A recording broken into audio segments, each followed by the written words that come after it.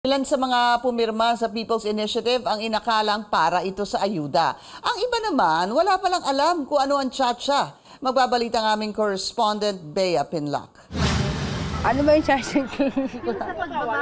Lumalakas na ang puwersa na nagsusulong ng charter change sa Kongreso. Pero sapat na nga ba ang kaalaman ng mga Pilipino sa 1987 Constitution at kung ano ang mangyayari kung matuloy ang pag-amyenda rito? Kwento ni Maylene, isa siya sa mga pinangakuan ng ayuda kapalit ng kanyang pirma sa kontrobersyal na form na layong amyendahan ng konstitusyon sa pamamagitan ng People's Initiative. Pero aminado siya, hindi niya talaga alam kung tungkol saan ito. Hindi ko rin alam kasing konstitusyon eh. Kaya wala akong ideya. Kasi narinig ko, sabi daw yan yata yung stand ng parang walang eleksyon. Yun ba yun? Pero hindi lang si Maylene ang nag-iisip na term extension lang ng mga opisyal ng gobyerno ang tanging pakay ng tsa-tsa. Si Christy, hindi binasa ang form na nilagdaan niya, pero nagulat daw siya nang malaman niya kung para saan talaga ito. Hindi pala ayuda yun, tsa-tsa change pala yun. Ibig sabihin, walang eleksyon. Hinalok din sina Maribel at Mary Jane, pero hindi raw nila ito tinanggap. Dapat talaga pag-aralan muna yan, di ba? Hindi kasi basta-basta oo lang tayo ng oo. Kailangan may alam din tayo, di ba? Ayoko talaga. Marami ding ayaw, hindi lang naman ako. Baga ano lang prinsipyo natin eh, karapatan lang din naman natin na kung ano yung gusto lang natin. Pero ano nga ba ang pumapasok sa isip nila tuwing napag-uusapan ang higit 3 dekadang konstitusyon ng Pilipinas? Wala pa akong idea sa konstitusyon natin. Hindi niyo pa po nabasa? Hindi pa.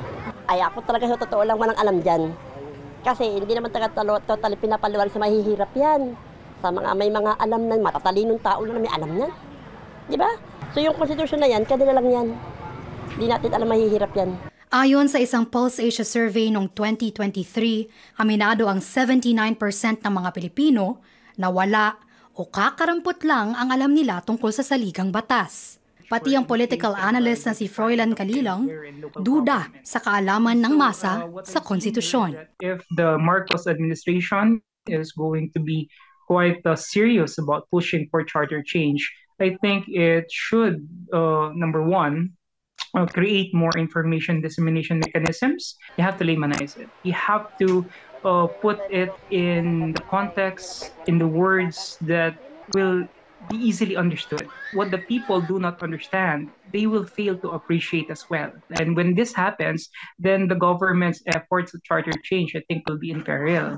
Pero ngayon na handa ng sumakay ng tsa-tsa train ang ilang leader ng Senado at pati na rin ang presidente, makakamit na kaya ng Marcos administration ang sinubukan pero hindi na pagtagumpayan ng mga nagdaang administrasyon?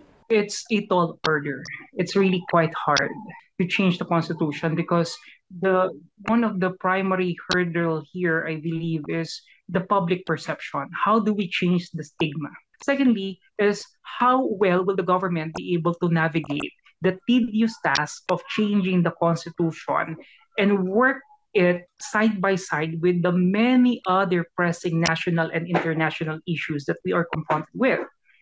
Bea Pinlock, CNN Philippines.